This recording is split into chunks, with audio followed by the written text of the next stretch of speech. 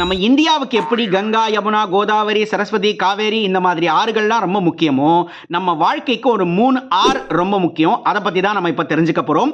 Welcome to behind books and நான் உங்க Mahesh Kumar. and நீங்க பார்த்துக்கிட்டு இருக்கிற இந்த series random content from the random books episode 59. First R எதை சொல்லுதுன்னா ரெஸ்பான்சிவ்னஸ். அதாவது உங்களுக்கு ஏத்த சிச்சுவேஷன் வராம உங்களுக்கு ஆப்போசிட்டான சிச்சுவேஷன்ஸ் வர்றப்ப நீங்க அதை எப்படி ஹேண்டில் பண்றீங்க அப்படின்றத பொறுத்து தான் உங்களோட ரெஸ்பான்சிவ்னஸ் அப்படின்ற அந்த இண்டிகேட்டர் வந்து நம்ம கணக்கு போடலாம். அதாவது உங்களை சுத்தி இருக்கிறவங்க சூப்பர்ப்பா, அந்த பையன் இந்த டஃபஸ்ட் சிச்சுவேஷனை கடந்து வந்துட்டான்ப்பா, ரொம்ப பெரிய ஆள்ப்பா அப்படின்னு சொல்லுவாங்க. அந்த மாதிரி இதே ஆப்போசிட்டா சொல்லணும்னா எனக்கு அப்பவே தெரியும் அவன் கடை வாங்கி அழிஞ்சிருவான், இந்த மாதிரியும் சொல்லுவாங்க. ஸோ நீங்க எப்படி அந்த எதிர்கொள்றீங்க அந்த சிச்சுவேஷன்ன்றதை பொறுத்து தான் உங்களை மக்கள் வந்து கணக்கு போடுவாங்க. ரெண்டாவது ஆர் பீயிங் ரெசிப்டிவ்.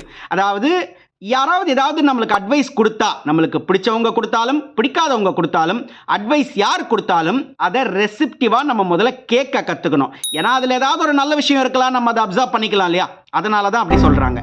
அண்ட் மூணாவது முக்கியமான ஆர் என்னன்னா பீயிங் ரீசனபிள். அதாவது எந்த ஒரு சிச்சுவேஷன்லையும் ரீசனபிளா யோசிக்கணும்.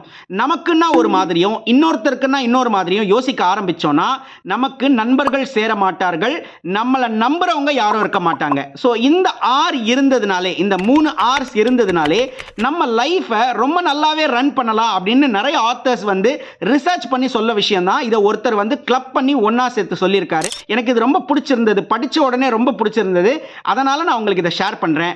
உங்களுக்கு இதுல எந்த ஆரை நீங்க வளர்த்துக்கணும்னு நினைக்கிறீங்க, இல்ல இந்த ஆர் எனக்கு ரொம்ப பிடிச்சிருக்குன்னு நினைக்கிறீங்க, அதை நீங்க எனக்கு கமெண்ட்ஸ்ல சொல்லுங்க.